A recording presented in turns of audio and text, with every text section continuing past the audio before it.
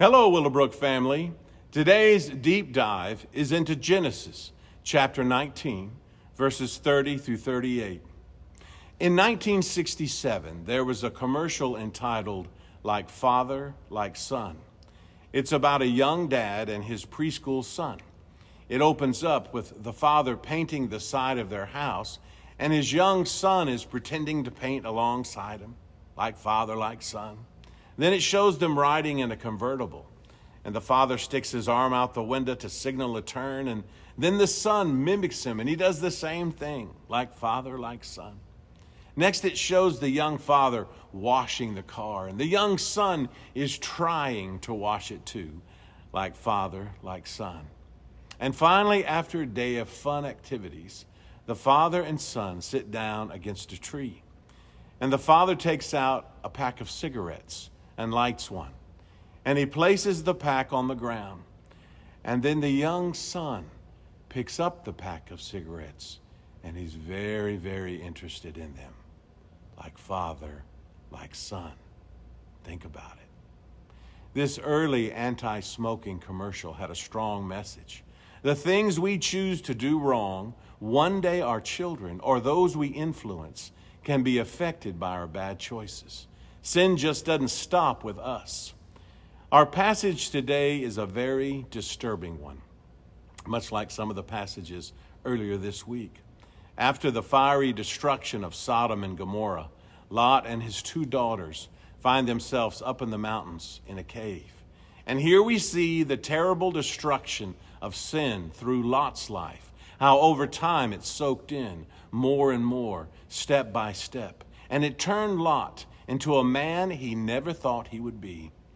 But the digression didn't just stop with him. It spread to his daughters.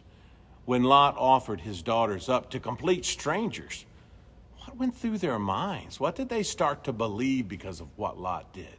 Sin always brings confusion. And when sin is cornered like in a cave, the sinner gets to the place where they put more trust in the sin than in God.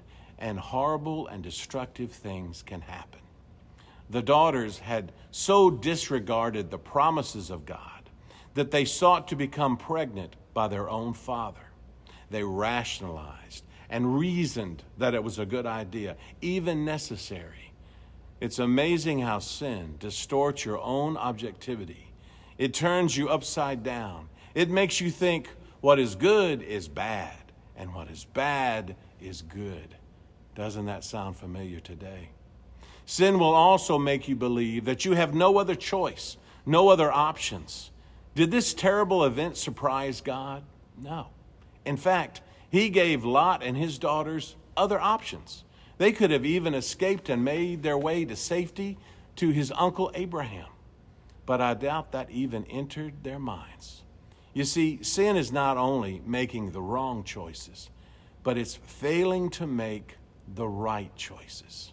And out of that disastrous day, two boys were born. One would become the father of the people of Moab, and the other the father of the people of Ammon. Both peoples were bitter enemies of Israel and caused much death and destruction upon God's people. And here we are. Every day we make choices. Usually they are small ones, but they add up. And we must make the right choices, not just for us, but for those who we love and influence. Because future generations may very well depend on it.